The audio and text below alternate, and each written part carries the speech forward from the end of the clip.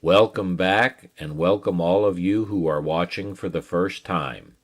I'm your host Tony Baker with you again for another video remembering Janos Starker and his music-making legacy. This month I want to focus on Mr. Starker's Electric and Musical Industries, or EMI, recordings. You might remember that last month I told you the Columbia Records label was replaced by the EMI label in a consolidation effort, and that all of the recordings Mr. Starker made with Columbia EMI were reissued on CDs by Warner Classics in 2014.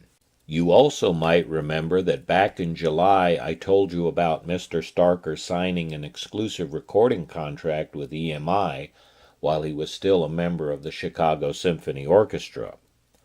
Following the 1955-56 season with the Chicago Symphony, Mr. Starker traveled to London to perform in Wigmore Hall as a soloist, hoping to resume what he had been doing prior to being an orchestra player. While in London, Walter Legg from EMI sent for Mr. Starker, and within 1 hour, during their meeting in Legg's office on Abbey Road, Mr. Starker had signed a contract to record 10 LPs in 3 years with advance royalties for each record. Mr. Starker finished up with the Chicago Symphony Orchestra in 1958 and would end up recording no less than 50 different pieces for EMI. As an aside, Mr. Starker's performance at Wigmore Hall sold out, something that had never happened before at a debut recital.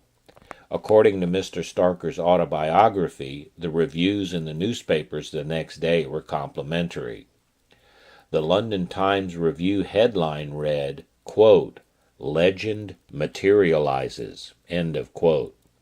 The article went on in part stating that, quote, "If the most admirable quality of this cellist's playing is its unruffled musical eloquence, the outstanding feature is the technical ease of bowing, fingering, and tone control," end of quote. It's no wonder. One of the pieces Mr. Starker played was the Kodály Solo Cello Sonata. The first recording Mr. Starker made for EMI, in July 1956, was the Dvorak Cello Concerto with the Philharmonia Orchestra under the direction of Walter Susskind, followed by Gabriel Fauré's Elegy. Over the next 3 days, Mr. Starker would go on to record Sergei Prokofiev's Cello Concerto in E minor, Darius Milhaud's Cello Concerto No. 1, Ernst von Dohnanyi's Concertstück, and Kodai's Solo Cello Sonata, according to Mr. Starker's autobiography. Likewise, the commercial releases of the recordings were paired similarly. The Dvorak paired with the Fauré, the Prokofiev with the Milhaud, and the Dohnanyi paired with the Kodai. However, the liner notes that accompany the Warner Classics box set state that the Kodai was recorded in October 1957, but Starker's discography also states the recording was made in 1956. Perhaps we can get a hint as to when the Kodai was actually recorded by looking at some test records of the Dohnanyi and Kodai recordings. Ordinarily, test records, or test pressings, have white labels that identify what recording is on the record, who the performer or performers are, when the recording was made, and a matrix number. Test records are pressed in very limited quantities and usually are only distributed to top record company executives, the record producer, the performer or performers, and or their managers for their final review prior to commercial release. Here we are looking at the Columbia EMI test records of the Dohnanyi and Kodai recordings that Mr. Starker received prior to their commercial release. These records are only recorded on one side. If we look at the labels of these records, we see the date of 21 April 1958 on both records.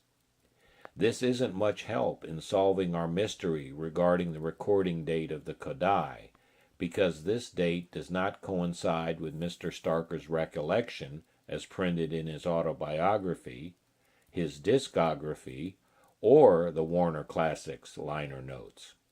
My guess is that the April 1958 date on the test records is when they were pressed. Finally, in a side-by-side listening, the recordings on the test records do match those of the final commercial releases. This despite the fact that the last two digits of the matrix numbers on both test records differ slightly from those on the final commercial releases. Thus far, we have only heard one recording that Mr. Starker made with EMI, and that was the piece this video opened with, which is an arrangement by Jascha Heifetz of the Hora Staccato by Grigoras Dinicu. Mr. Starker's partner on the recording is pianist Gerald Moore, and they made the recording in January 1959. This and other recordings on disc 10 of the Warner Classics box set were not commercially released until 2014. I will talk about some of these recordings in more detail later, but for right now, let's listen to the first movement of Joseph Haydn's Cello Concerto No. 2 in D. Mr. Starker made this recording in May 1958 with the Philharmonia Orchestra conducted by Carlo Giulini. By the way, the cadenza was written by Mr. Starker.